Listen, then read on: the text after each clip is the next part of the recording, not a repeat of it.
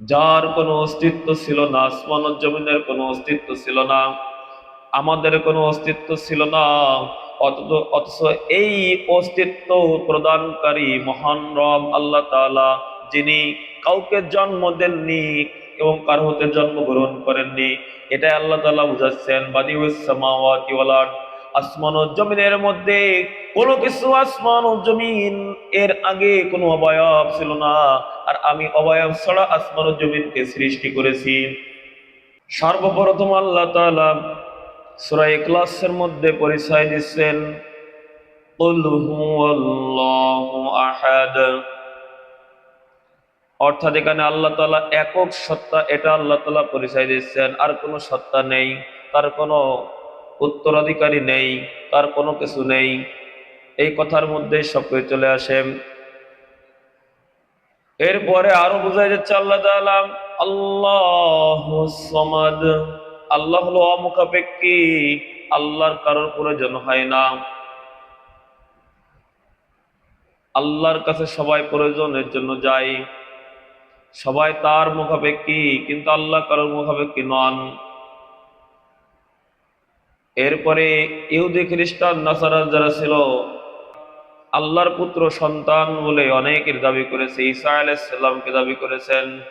খ্রিস্টান নাসারা যারা ছিল, তারা বলতো ঈসা আলাইহিস সালাম হলো আল্লাহ তাআলার পুত্র। উযায়েরকে আল্লাহর পুত্র বলা হতো। তাই আল্লাহ তাআলা বলছেন, লাম ইয়ালিদ ওয়া লাম ইউলাদ, আল্লাহ কাউকে জন্ম দেননি এবং কারো হতে জন্মগ্রহণ করেননি।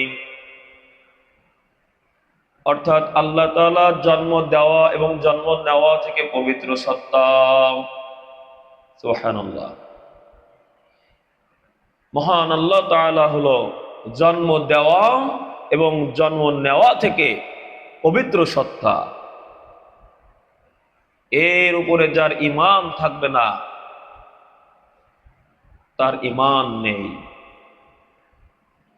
এই কথার উপরে, আয়াতের কালিমার উপরে যদি কারোর ঈমান না থাকে, বিশ্বাস না থাকে, তাহলে তার ঈমানই নেই।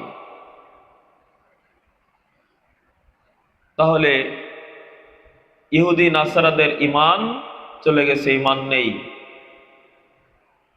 তারা উযায়েরকে, হযরত ঈসা আলাইহিস সালামকে আল্লাহ তাআলার পুত্র বলে দাবি করে, অথচ আল্লাহ তাআলার কোনো পুত্র সন্তান নেই।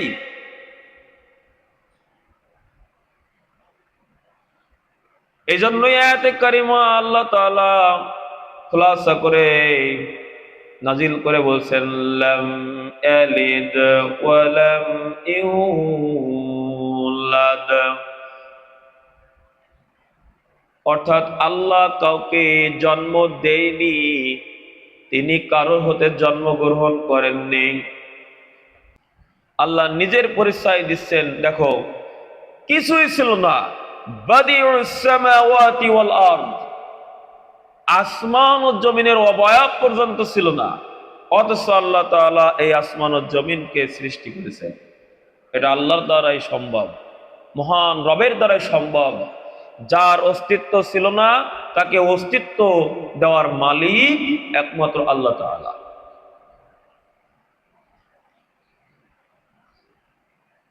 যার কোনো অস্তিত্ব ছিল না, আসমান ও জমিনের কোনো অস্তিত্ব ছিল না, আমাদের কোনো অস্তিত্ব ছিল না, অথচ এই অস্তিত্ব প্রদানকারী মহান রব আল্লাহ তাআলা, যিনি কাউকে জন্ম দেননি এবং কারো হতে জন্মগ্রহণ করেননি, এটাই আল্লাহ তাআলা বুঝাচ্ছেন। বাদিউস সামাওয়াতি ওয়াল আরদ, আসমান ও জমিনের মধ্যে কোনো কিছু, আসমান ও জমিন এর আগে কোনো অবয়ব ছিল না, আর আমি অবয়ব ছাড়া আসমান ও জমিনকে সৃষ্টি করেছি।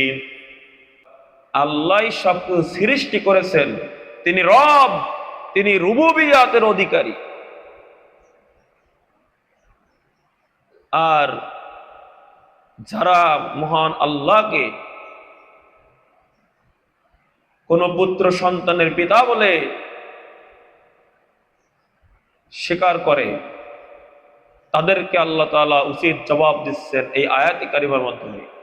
যে মহান রবের কোনো স্ত্রী নেই, যে মহান রব সব সৃষ্টি করেছেন, তার আবার পুত্র সন্তান কিভাবে হয়?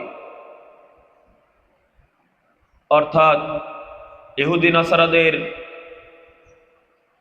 এটা ভুল ধারণা, তাদের ঈমান চলে গেছে।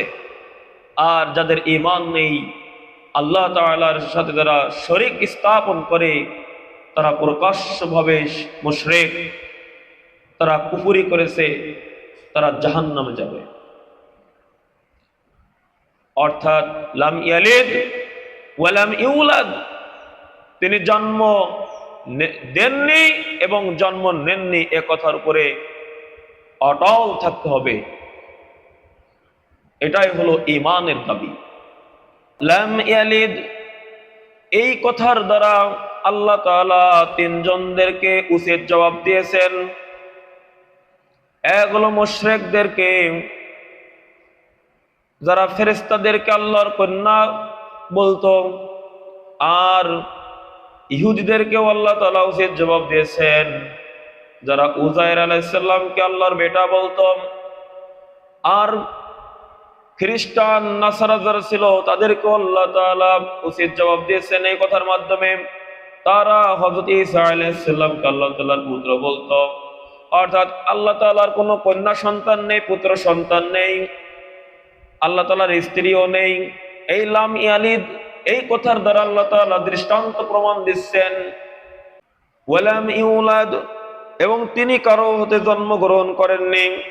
এই কথা বলার মাধ্যমে বুঝিয়ে দেওয়া হয়েছে যে তিনি আদি সৃষ্টিকর্তা, অর্থাৎ যার আগে কিছু নেই, সব তার পরে, আগে কোনো কিছুই নেই। তাহলে যে জন্ম নেয়নি সে আবার জন্ম দেয় কি পারে? কিন্তু কে সৃষ্টিকর্তা? রব।